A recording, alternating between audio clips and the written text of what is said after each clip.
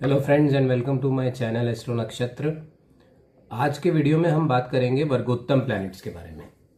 Basically वर्गोत्तम planets को लेकर के काफ़ी कंफ्यूजन है लोगों के मन में कि ये फंक्शन कैसे करते हैं। ठीक है, कई शास्त्रों में बताया गया है वर्गोत्तम ग्रहों के बारे में, और ये भी बताया गया है कि वर्गोत्तम ग्रह उच्च के समान प्रभाव देते हैं।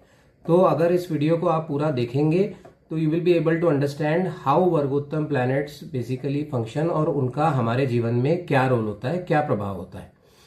ओके, सो वर्गोत्तम प्लैनेट्स जो होते हैं वो बेसिकली वो ग्रह माना जाता है जो एक ही राशि में होता है, लग्न कुंडली में और नवमांश कुंडली में, या किसी भी अन्य वर्ग में भी अगर वो उसी राशि में रहता है तो उसे वर्गोत्तम माना जाता है।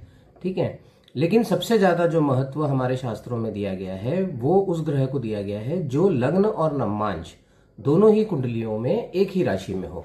ठीक है, एक एग्जाम्पल के तौर पे ले लेते हैं। मान लीजिए किसी का सूर्य मेष राशि में लग्न कुंडली में है और वही सूर्य अगर नवमांश कुंडली में भी मेष राशि में आ जाता है, ठीक है, तो उसकी राशि सेम हो गई, वो ग्रह वर्गोत्तम माना जाता है।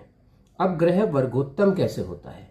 वर्गोत्तम ग्रह तब होता है जब वो चर राशियों में पहले 3 डिग्री 20 मिनट में आ जाए, ठीक है, स्थिर राशियों में मध्य के 3 डिग्री 20 मिनट में आ जाए, और द्विस्वभाव राशियों में अंत के 3 डिग्री 20 मिनट में आ जाए। मतलब चर राशियों में पहले 3 डिग्री 20 मिनट, स्थिर राशियों में मान के चलिए कि तकरीबन 15 डिग्री के मध्य में, मतलब तकरीबन 13 डिग्री से लेकर के 16.5 डिग्री 20 मिनट के बीच में ग्रह वर्गोत्तम होता है, और द्विस्वभाव राशियों में 27 डिग्री के आसपास वो ग्रह वर्गोत्तम हो जाता है, 27 से 30 डिग्री के बीच में।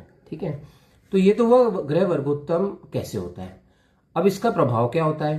तो ऐसा माना गया है विद्वानों के द्वारा कि जो ग्रह स्थिर राशि में वर्गोत्तम होता है उस पर नारायण की कृपा होती है। ठीक है, मतलब उसके ऊपर विष्णु जी की कृपा होती है, और वो ग्रह मटेरियलिस्टिक बेनिफिट्स देता है जीवन में। ठीक है, जो ग्रह चर राशियों में वर्गोत्तम होता है उस ग्रह के ऊपर ब्रह्म कृपा होती है ना, तो उसे ब्रह्मा की कृपा होती है, और ऐसा देखा गया है कि वो व्यक्ति इंसान के ज्ञान अर्जन और ज्ञान वृद्धि में काफी फायदेमंद होता है। नाउ तीसरा जो ग्रह है द्विस्वभाव राशियों में वर्गोत्तम होता है उस पर रुद्र कृपा होती है, मतलब उस पर महादेव की कृपा होती है, और ऐसा व्यक्ति इंसान को जीवन में ध्यान, अध्यात्म, इन रास्तों में आगे बढ़ाने में सहायक होता है। ठीक है, तो ये तो हो गया बेसिकली वर्गोत्तम के बारे में।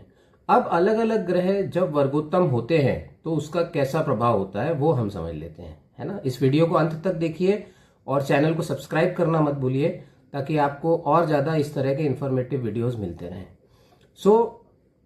जब हम अगर हम बात करते हैं उस कोई भी ग्रह जब वर्गोत्तम होता है तो उसका क्वालिटी उस व्यक्ति के अंदर देखी गई है। ठीक है, तो मान लीजिए कि अगर सूर्य वर्गोत्तम होता है तो सूर्य हमें क्या डिनोट करता है? सूर्य हमारी नेतृत्व क्षमता को डिनोट करता है, सूर्य लीडरशिप को डिनोट करता है। तो अगर सूर्य वर्गोत्तम होता है, मान लीजिए किसी का सूर्य वृषभ राशि में है और वृषभ राशि में ही वो वर्गोत्तम हुआ है नवमांश में जाके, ठीक है, तो ऐसे व्यक्ति के अंदर देखा गया है कि काफी लीडरशिप क्वालिटी इस व्यक्ति में होती है, इसकी नेतृत्व क्षमता बहुत अच्छी होती है, लोगों को लेके चलने वाला ये व्यक्ति होता है। बड़े बड़े पॉलिटिशियंस के चार्ट में देखा जाता है, टॉप कॉर्पोरेट लीडर्स के चार्ट में भी देखा जाता है सूर्य वर्गोत्तम। ठीक है, जब चंद्रमा वर्गोत्तम होता है तो ऐसे व्यक्ति को काफी इमोशनल बनाता है, ऐसा व्यक्ति के अंदर करुणा बहुत होती है, लोगों के प्रति प्रेम बहुत होता है, ऐसा व्यक्ति भावुक जल्दी हो जाता है, इससे किसी का दुख नहीं देखा जाता।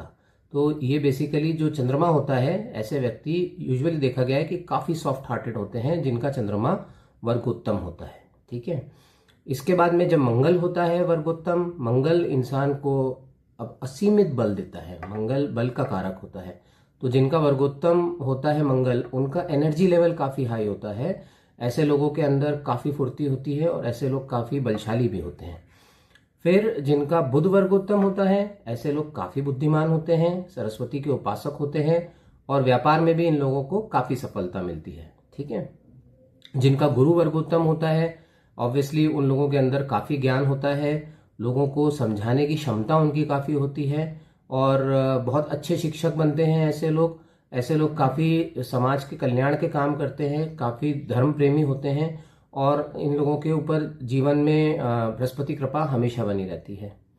जिनका शुक्र वर्गोत्तम होता है ये लोग बेसिकली इनकी कहना चाहिए वीनस अगर वर्गोत्तम होता है तो ऐसे लोगों की डिटेलिंग कैपेसिटी बहुत अच्छी होती है। मतलब ये किसी भी चीज की बारीकी तक जाएंगे और उसको बहुत डीप में एनालाइज करने की ऐसे लोगों में क्षमता होती है जिनका शुक्र वर्गोत्तम होता है, क्योंकि शुक्र जो है वो दैत्यों के गुरु हैं। ठीक है, तो ऐसे लोगों की डिटेलिंग क्षमता बहुत अच्छी होती है और ऐसे लोगों के पास विलासिता के प्रति इनका रुझान काफी होता है। तो बड़े बड़े होटलों में खाना, ज्वेलरी, बड़े बड़े महंगे ब्रांड्स यूज करना, ऐसे लोगों का शौक होता है। ठीक है, देन जिन लोगों का शनि वर्गोत्तम होता है तो इसे ध्यान से समझिएगा। देखिए शनि जो है वो हमारे दुख का कारक है ना, और शनि का हमारे जीवन में बहुत बड़ा योगदान है, क्योंकि वर्गोत्तम शनि आपको दुख झेलने की क्षमता देता है, जो एक बहुत बड़ा बल है ना। हर व्यक्ति के पास ये बल नहीं होता है, तो जो व्यक्ति दुख को झेल सकता है वो ही इंसान जीवन में सफलता भी देखता है। बड़े से बड़ा दुख ऐसा व्यक्ति झेल जाता है जिसका शनि वर्गोत्तम होता है। ठीक है, जिसका राहु वर्गोत्तम होता है ऐसे व्यक्ति के अंदर मैनिपुलेटिव स्किल्स बहुत अच्छी होती हैं और विदेशों से ऐसे व्यक्ति का संपर्क बनता है और वहां से ये सक्सेस अर्जित करता है ना। तो ऐसा व्यक्ति थोड़ा झूठ भी बहुत सफाई से बोल लेता है जिसका राहु वर्गोत्तम होता है। थोड़ा मैनिपुलेटिव स्किल्स होती है। पॉलिटिशियंस के चार्ट में देखा गया है कि राहु वर्गोत्तम मिलता है ना, और जुए सट्टे और इस तरह की चीज़ों में भी ऐसे व्यक्ति को सफलता मिलती है, वर्गोत्तम राहु वाले व्यक्ति को। ठीक है, नाउ जिनका क्या बचा, केतु। जिनका केतु वर्गोत्तम होता है ऐसे लोगों की गणित क्षमता बहुत अच्छी होती है। तो केतु क्योंकि गणित का कारक है तो केतु हमारी गणित क्षमता को अच्छा बनाता है।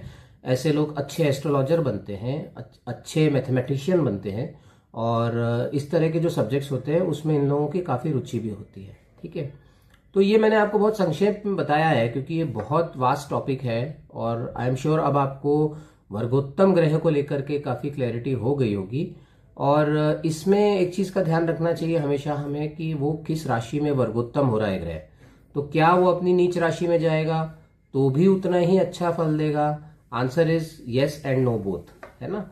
तो ग्रह जब अपनी नीच राशि में जाएगा तो इन क्वालिटीज में उसके कमी हो जाएगी, उतनी वो क्वालिटीज उस व्यक्ति में नहीं दिखेंगी। बनिस्बत अगर वो ग्रह अपनी मित्र राशि, सम राशि या स्व राशि में जाएगा तो उसके, या उच्च राशि में अगर वर्गोत्तम होता है तो उस ग्रह से संबंधित क्वालिटीज उस व्यक्ति के अंदर, उसके प्रभाव में ज्यादा दिखती हैं। लेकिन ये बात तय है कि वर्गोत्तम ग्रह अपना प्रभाव जरूर देता है और वर्गोत्तम ग्रह जीवन में व्यक्ति को अपनी दशा अंतर्दशा में कहीं ना कहीं बहुत बड़ा फायदा भी देता है, ऐसा देखा गया है।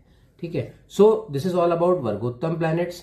मैं अपने प्लैनेट्स की सीरीज, प्लैनेट्स इन हाउसेस की सीरीज बना रहा था बट बीच में ये एक अच्छा टॉपिक ध्यान आ गया तो इस पर मैंने वीडियो डाल दिया है। बहुत जल्दी हम लेकर के आएंगे बुध इन फर्स्ट हाउस, जो अभी मेरा प्लैनेट इन हाउसेस वाला सीरीज चल रहा है। ठीक है, टिल देन हर हर Mahadev, thank you so much.